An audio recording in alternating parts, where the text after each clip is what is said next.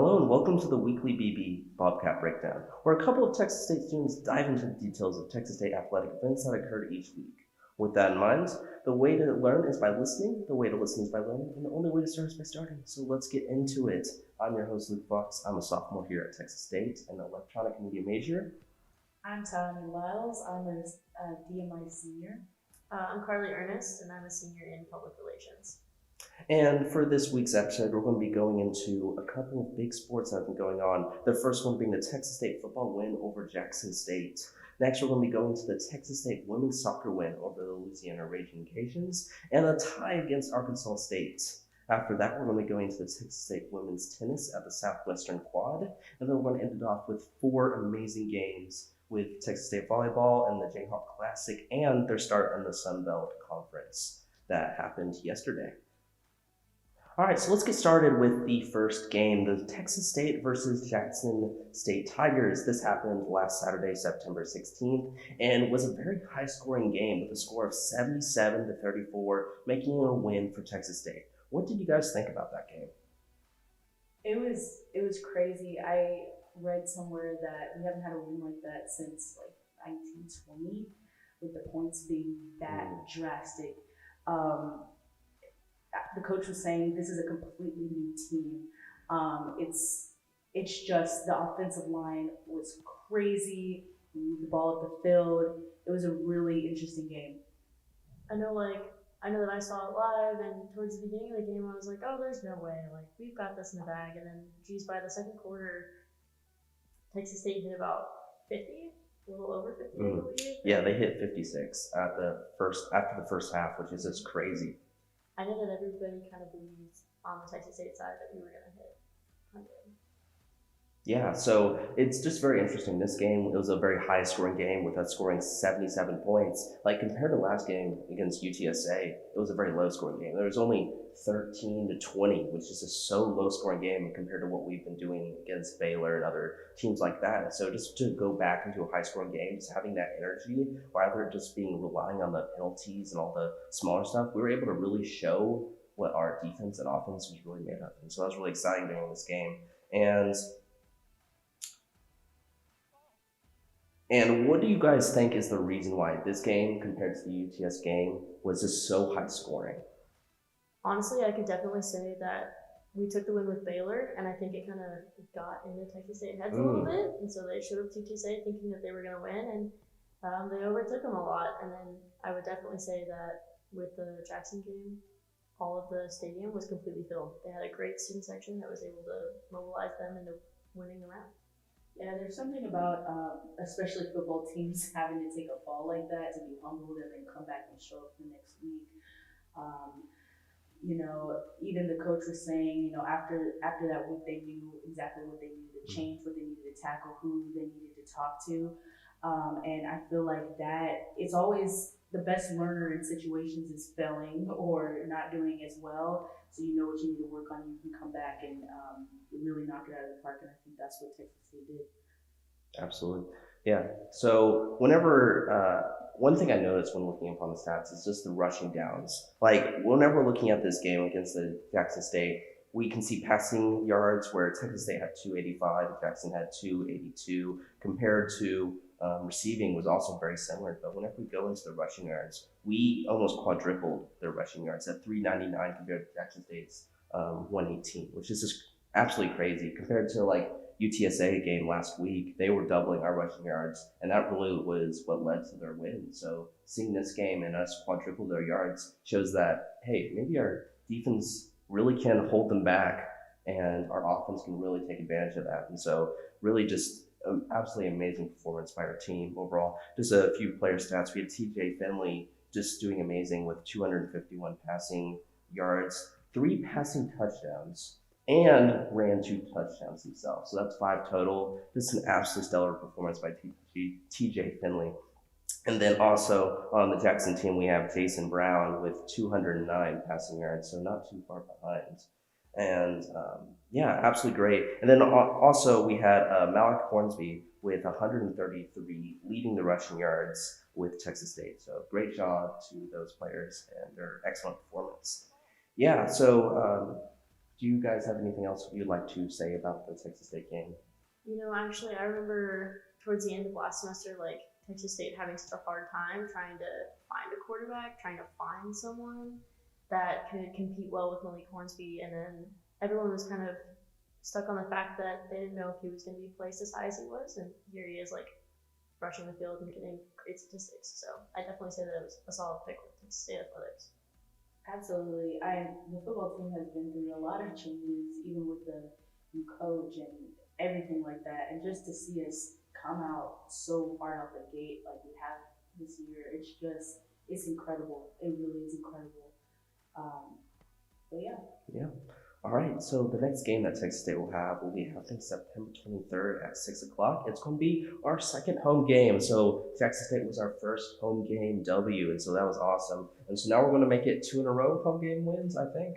And so that's going to be an amazing game. So that's going to be happening at the Bobcat Stadium September 23rd at 6 o'clock. And that will be Texas State versus the Nevada Wolfpack.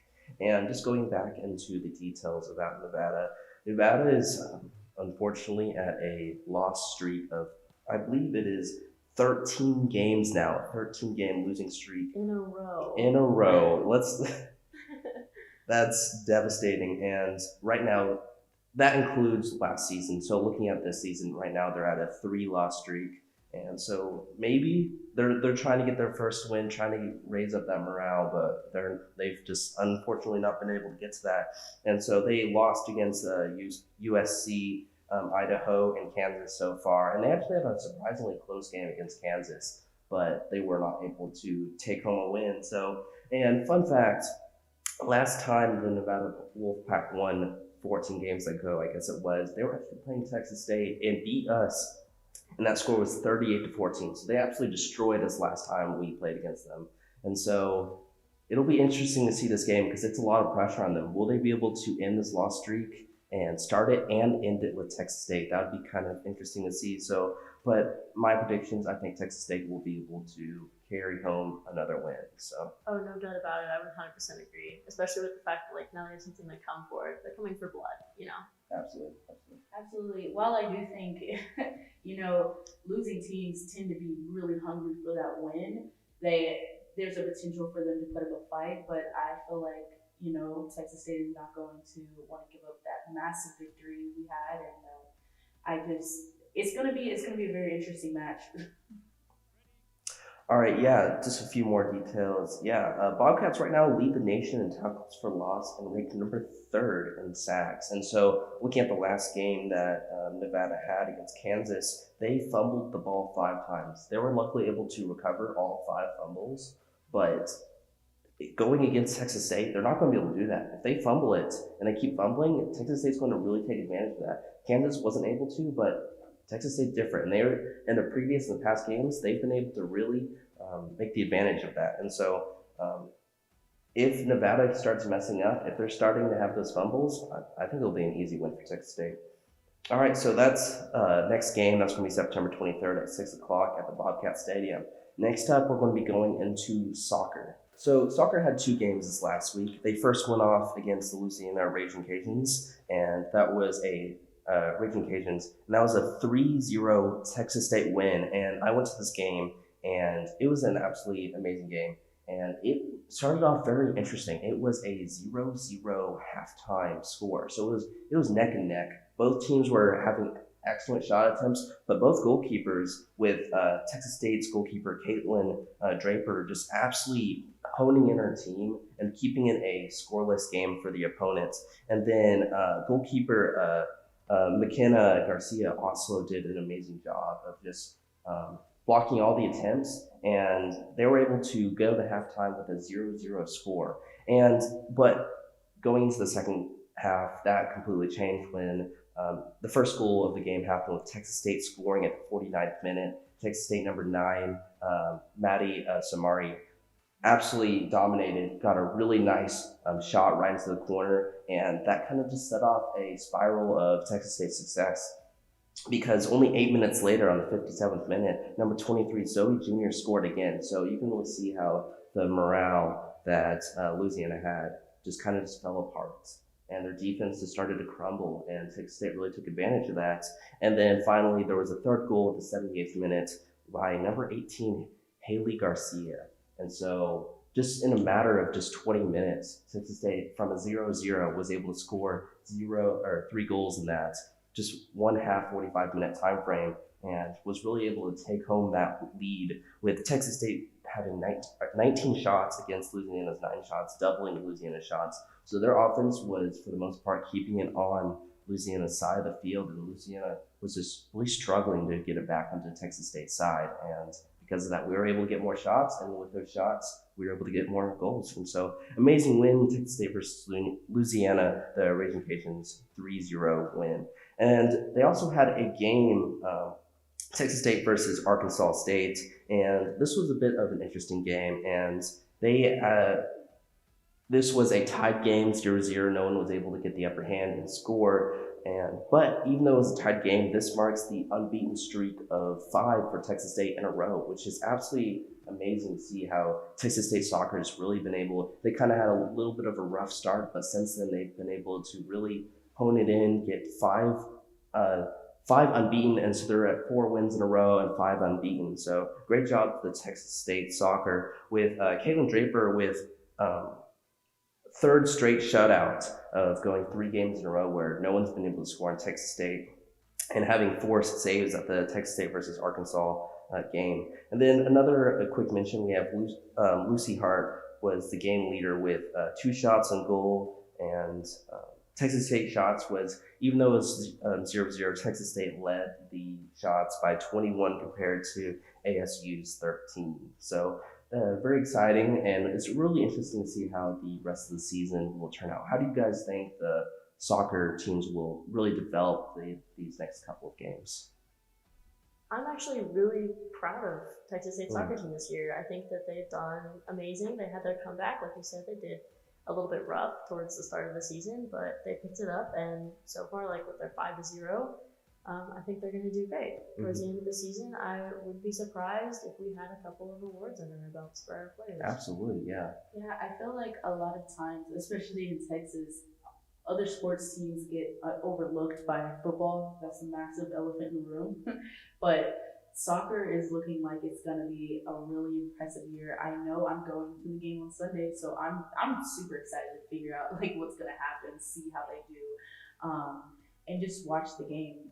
And huge shout out to goalies out there. I used to play goalie, and that is one of the most underrated jobs you can have in soccer, and to be able to hold and keep the opposing team from scoring until halftime. I mean, that is very impressive.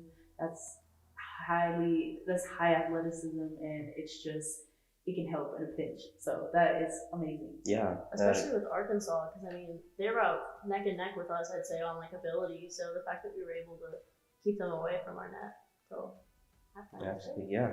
Congratulations to Caitlin Draper, who's just able to show what Texas State's all about. They're able to keep the morale high for Texas State, and because of that, we're able to go and stay 0-0. So congrats to everyone on the soccer team.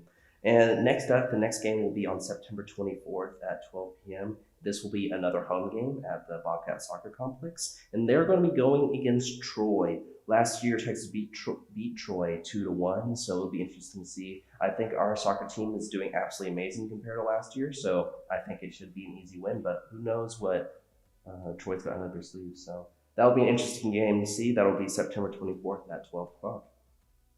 Next up, we have Texas State women's tennis, and they played in a tournament. This was their first tournament of the season, and they played in Georgetown, Texas at the Southwestern Quad Tournament, and they played all day September 15th and September 16th. The 4 schools that were participating was the Southwestern University, Incarnate Word University, Texas State, and UT Permian Basin, and there were some really great teams, schools that were participating, but overall Texas State absolutely dominated. They had 28 matches won, both singles and doubles combined, and 5 Bobcats went undefeated. Absolutely amazing at this. Whenever they were able to go doubles, singles, and go undefeated throughout this tournament, absolutely stellar performance. And even though there was a rain delay, on the first day there was 14 out of 16 of their games with singles win which is absolutely amazing. And then they also had a 6-1 doubles win. So they were absolutely dominating. They were able to show that Texas State was a beast at tennis, and they were able to take home so many wins and overall won 2 doubles flights, 1 singles flight, and 2 singles West divisions. So great job with the Texas State tennis, and it's going to be a little bit in the distance, but we have the Texas State will be hosting the Texas State Fall Invite at the Bobcat Tennis Complex. This will happen September 30th through October 1st.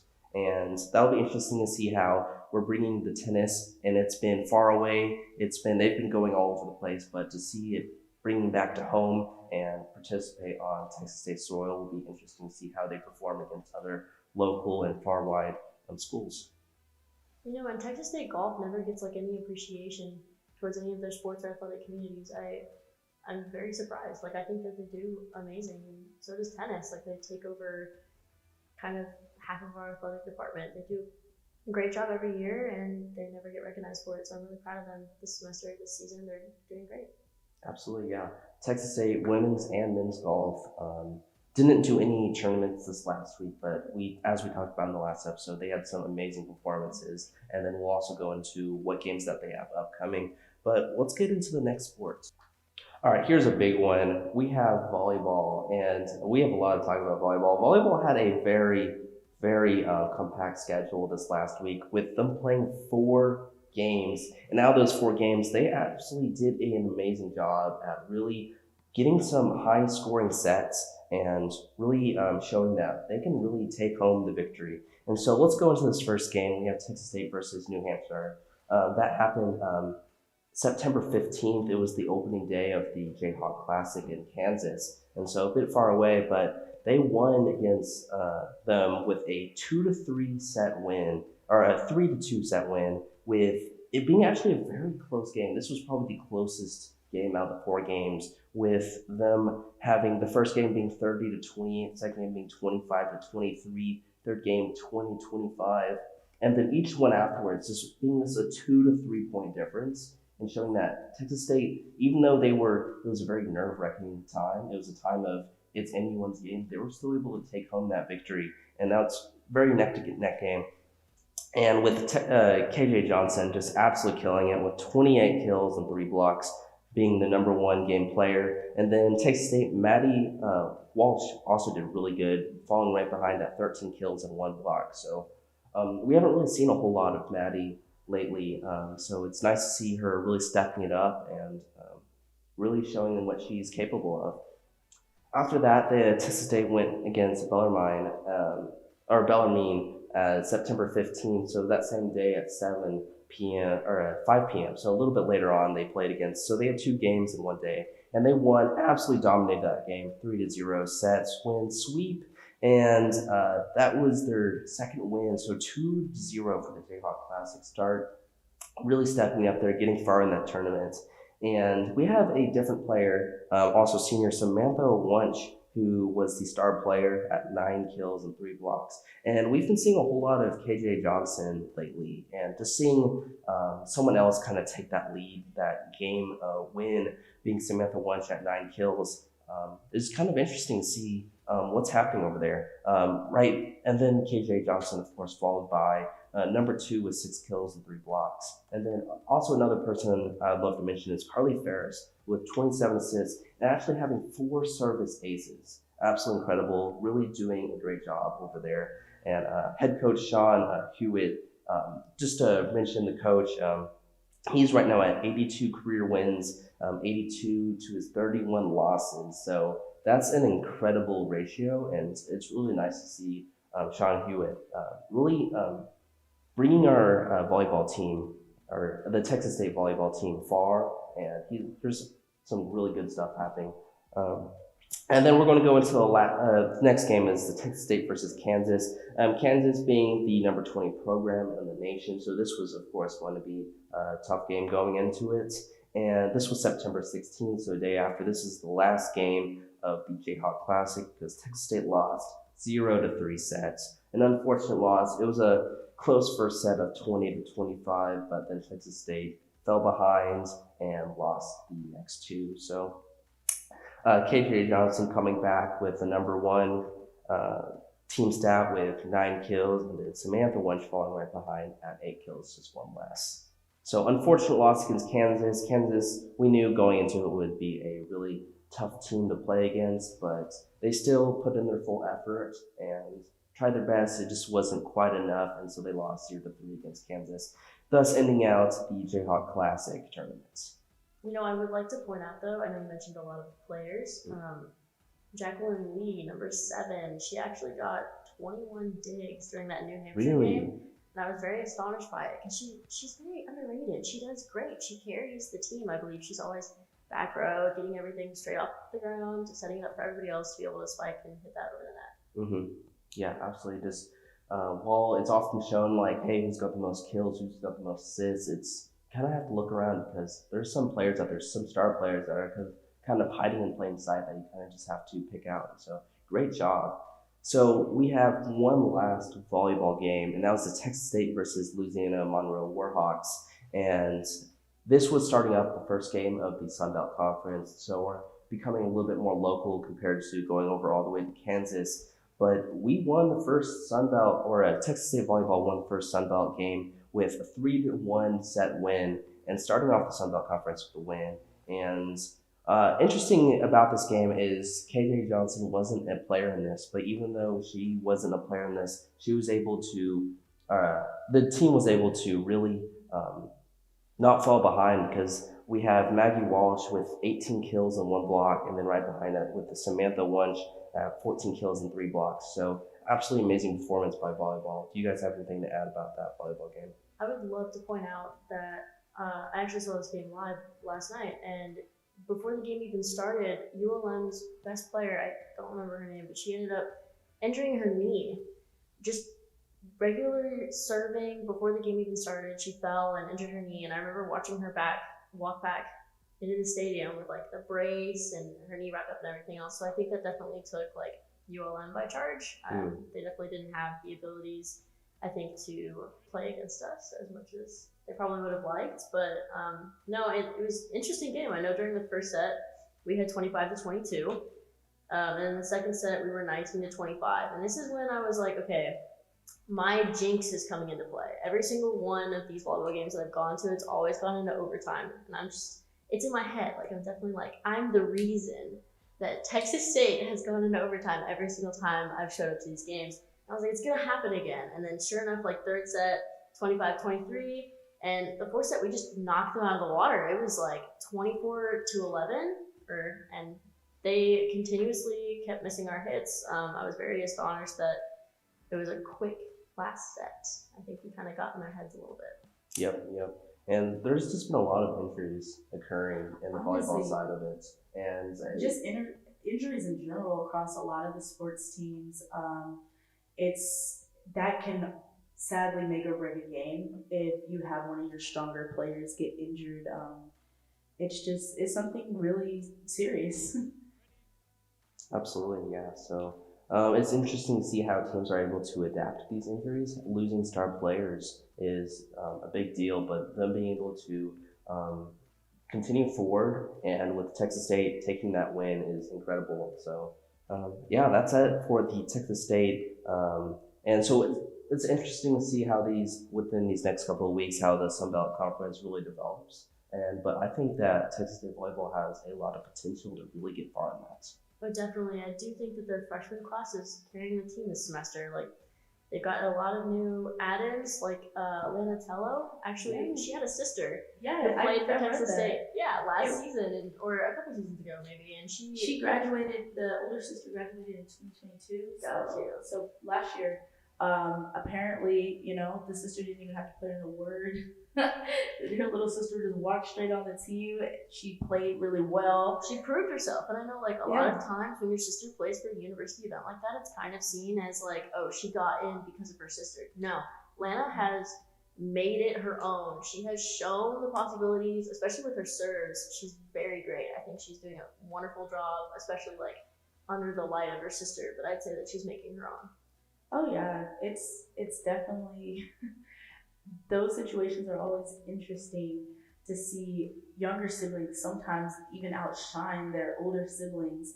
Um, it's just there's a lot of people to watch on the volleyball team, and honestly, it's so interesting how well matched the volleyball games have been. The neck and neck, only winning by 2 to 3 points. My jinx of overtime. Oh yeah, yeah, yeah. Just make sure Carly's not at any more of the volleyball games. No, for real, I need to stop going. Yeah. Yeah, so that is volleyball, Texas State. And so let's quickly go into what games that we have coming back up to really wrap up this episode of the Bobcat Breakdown. So starting off, we have the Texas State versus Nevada Wolfpack. This is going to be September 23rd at 6 o'clock. This is our second home game at the Bobcat Stadium, so it's exciting to see how we're able to once again perform with our first win of the season, home win of the season. So we'll see if we can make that 2 wins this season.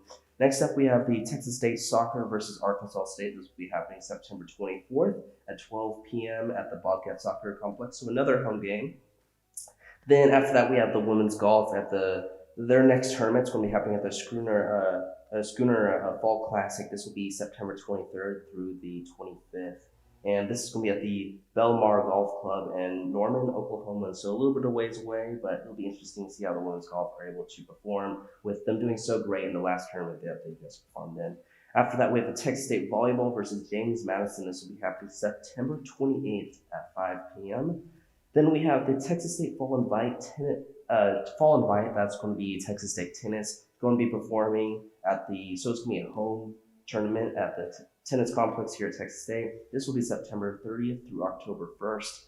And then lastly, we have the men's golf, Clerico in Tulsa, Oklahoma, and this will be October 23rd through 24th. I know we mentioned this last week, but it's still a little bit of a ways away, but just trying to keep you updated and reminder that men's golf is still occurring. It's just a little bit of a break since their first tournament into their next tournament.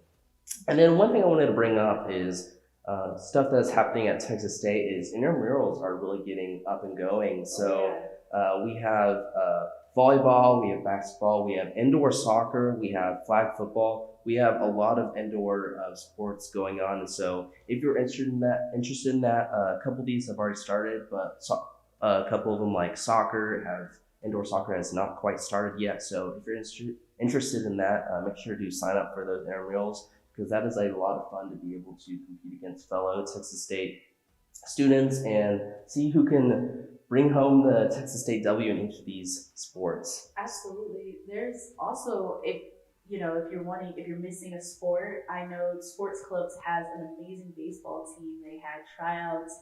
They've selected their players and they're ready to go. They're very good. They're one of the better sports clubs to watch. Rugby's going on. They have a couple home games coming up. There's a lot. If you want to be a fan and watch something, I would check out the sports clubs for sure. Absolutely. I definitely want to put that out there that these are run by the rec at Texas State University, and actually I believe there's almost 40 or better than 40 sports clubs, and then intramurals are a completely different subject. But I know that like our lacrosse did amazing last season, and I would like to point out that rugby, baseball, and I believe our cycling clubs are starting. But everything else is waiting. I think they're on liaison until next season, next semester. But definitely keep your eye out on our sports clubs because they end up taking the cake pretty much every weekend. I know weightlifting they did their tryouts a couple weeks ago. They're up and running. Gymnastics has been holding practices. Water skiing is still accepting new members.